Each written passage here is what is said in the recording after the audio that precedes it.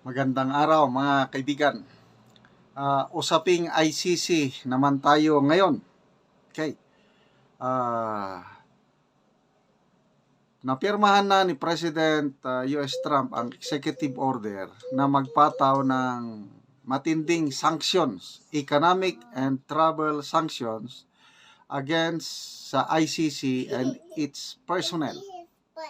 So ang tanong, sino-sino sa mga personnel ng ICC ang unang matatamaan?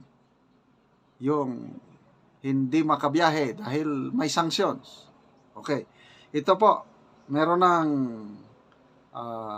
published article ng Reuters, February 8. So, ngayong araw, International Criminal Court Prosecutor, Khan, first to be hit by US sanctions, sources say. So, mahirap na pong makabiyahe ang prosecutor ng ICC. The same thing last time, yung unang termino ni President Trump. Ang unang na-sanction ay yung prosecutor, nakalimutan ko na yun, babae. Ito ngayon, lalaki, British national. Okay, basahin ko International Criminal Court Prosecutor Karim Khan is the first person to be hit with economic and travel sanctions authorized by U.S. President Donald Trump to target the War Crimes Tribunal over investigations of U.S. citizens or U.S. allies. Two sources briefed on the matter told Reuters on Friday. Khan, who is British, was named on Friday in an annex not yet made public to an executive order signed by Trump a day earlier. A senior ICC official and another source, both briefed by U.S. government officials, told Reuters. They spoke on condition of anonymity to discuss a confidential matter. Okay. So, ano ang implication itong economic and travel sanction sa ICC prosecutor dito sa kalagayan ni Tatay Digong, Senator Bato at iba pang isinasangkot sa war on drugs? Di mahirapan ng magbiyahe. Una, gastos. Pag na-freeze na ang financial resources ng ICC, hindi na sa makapasweldo sa kanilang mga tao. Ang ginawa na ng ICC, 3 months in advance, sinweldohan na nila itong prosecutor nila, iba pang staff. But January, February, hanggang March na sweldo lang yon. Pagdating ng Abril, moving forward, wala na. Anong gagastusin niya? Anong panghohotel niya? So, talagang malaking dagok itong sanctions ng Trump administration dito sa operations ng ICC. Ngayon, mag-issue sila ng warrant of arrest kay Tatay Digong. Paano nila sa katuparan yun na hindi na sila makagalaw? Okay. Isa pa, nung hindi pa nakaupo ang Trump administration, may mga pahiwatig ang PBBM admin na pwede silang makipagtulungan. Although confusing ang mensahe.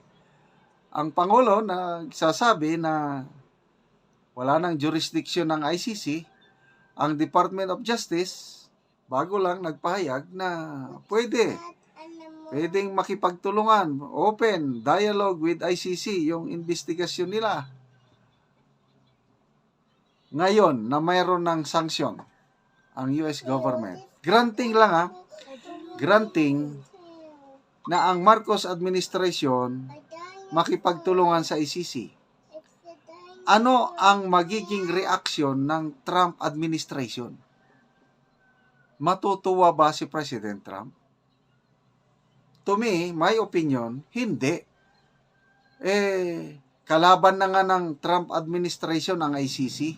Tapos ang Pilipinas makipag-cooperate pa sa ICC.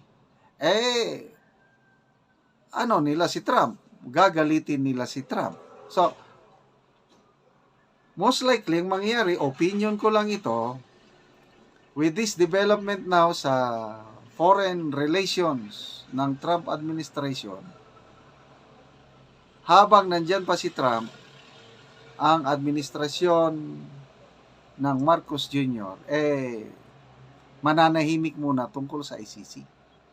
Kaya, goodbye na. Goodbye na yung mga tao, o crying time na yung mga tao na atat na maimbestigan ba o maisyon ng warrant of arrest o ikulong ng ICC ang PRRD natin at yung mga kasama niya. Okay. So, sorry na lang po, ex-Senator Trillanes. Yan ang mga atat na atat Sino pa? Ex-Senator Leila de Lima, Senator Reza Ontiveros, Congressman Franz Castro, sino pa yung isa? Yung abogada, si Attorney Cristina Conte. Sabi niya kay Attorney Panelo ba yun? See you in ICC. Paano kayo makita sa ICC ngayon na hindi na makagalaw ang ICC? Mismo ang president ng ICC, yung judge, nakalimutan ko pangalan, inamin niya na malaking dagok sa operasyon ng ICC itong economic and travel sanctions na ipinataw ng Trump administration dito sa international court na ito. So, tuwan-tuwa si Prime Minister, Israeli Prime Minister Benjamin Netanyahu sa aksyon ng Trump administration laban sa ICC. Kasi na-isyuhan ng warrant of arrest si Prime Minister Netanyahu at dito mo makikita ang suporta ng US sa Israel.